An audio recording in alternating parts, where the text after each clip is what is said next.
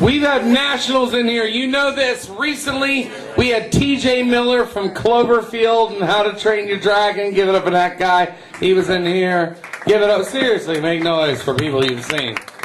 Last week, we had Jason Van Gilder.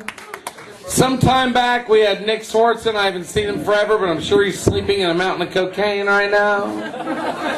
But I'm not often proud of what we do. I often enjoy what we do, but I'm not often proud. Tonight, I will both be proud and enjoy what we do. I mean this sincerely. I want everyone left in the room. If you didn't donate to the bucket tonight, it's around. Comics, I never ask you to put in the bucket. If you're broke, I understand. We're comics. You're broke. If you are not broke, comics, put in this bucket. Because let this audience know what's happening.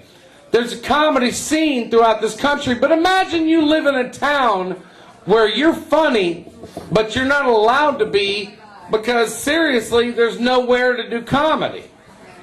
Imagine you live halfway across the country and somebody tells you one day, you have to pack your bags and move to Minneapolis because here's what this city is about. You get national headliners, but there's something called a feature. The guy that gets to do the 30 minutes up front. The man that can make a living. Are you guys with me right now? Have I lost you? You on deck? All right.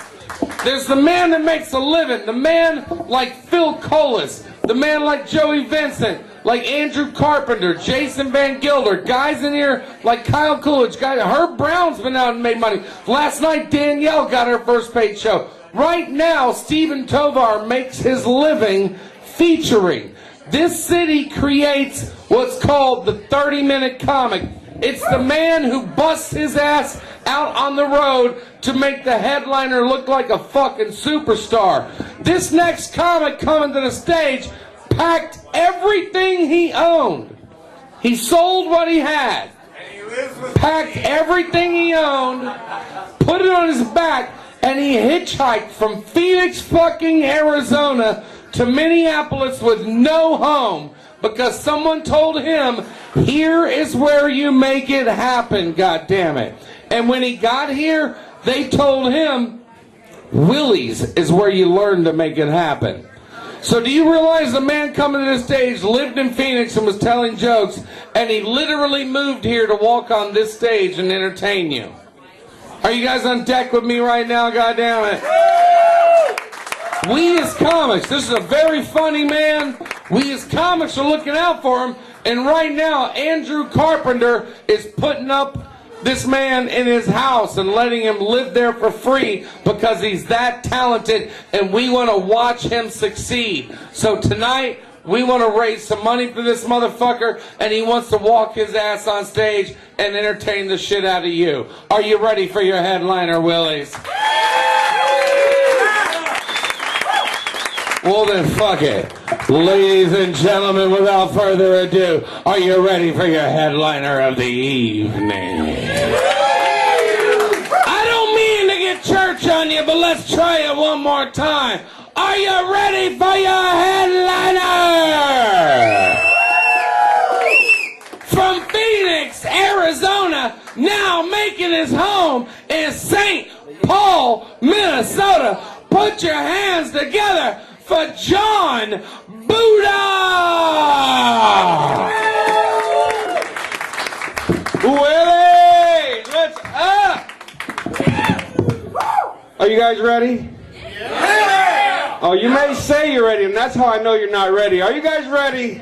Yeah! Are you guys ready to get nutty? Yeah! Oh, nutty, oh, nutty, oh, nutty, oh,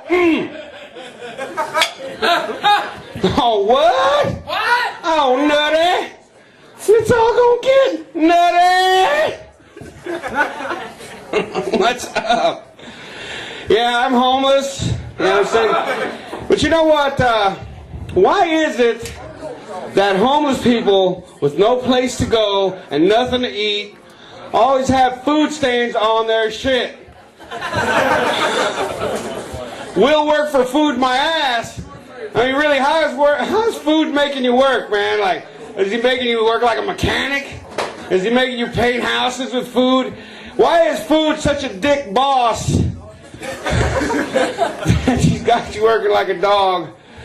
Yeah, you would think that nailing a homeless chick would be easy, and you would be surprised how right you are. So to level the playing field, I became homeless too. Yeah. Now they're busting on me, telling me shit like, oh, I need someone that can provide for me. I need someone that can give me a future. I'm like, damn, that is fucked up.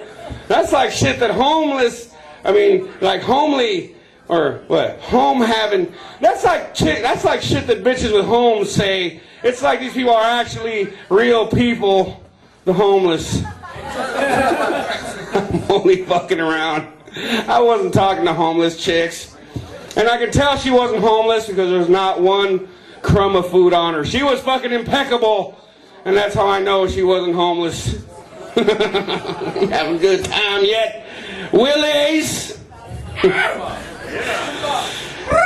I'm a real good listener. Let me tell you all about it. I gave a tsunami survivor a relaxation mixtape with half the sounds of the ocean and half the sounds of Niagara Falls, followed by the sounds of an aquarium just in case they got homesick. That's the nice thing to do, I think. Oh yeah, I guess I should have said this right from the beginning. I should have let you know right off the bat. My jokes, a little bit like shaving the hair on your balls. Yeah, you're not going to get all of them.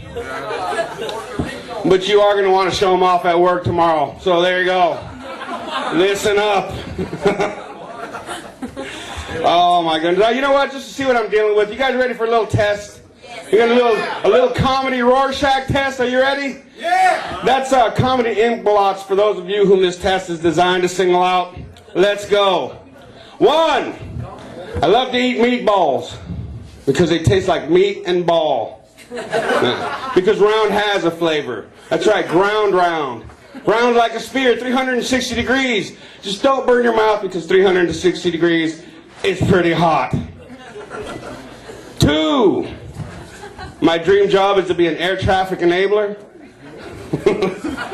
All day long I tell pilots to do whatever, then ask them if they need $50. 3. I found $20 in my driveway.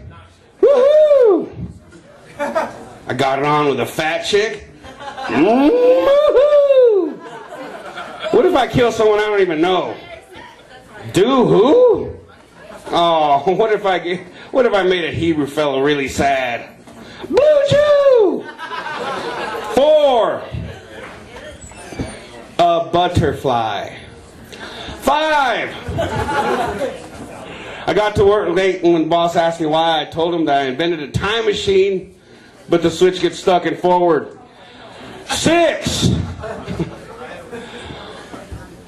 Why is it that people with ADD never say, that was worth the wait?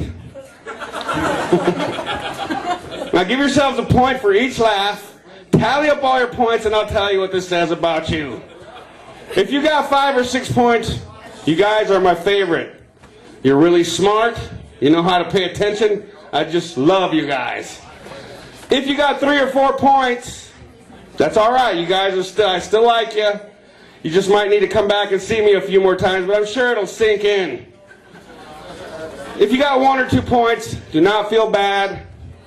You're probably just a victim of a head trauma case to the head, or whatever that means, or limited schooling. Either way, you guys are burnt, but you're going to be all right. Seems like you're going to be fine.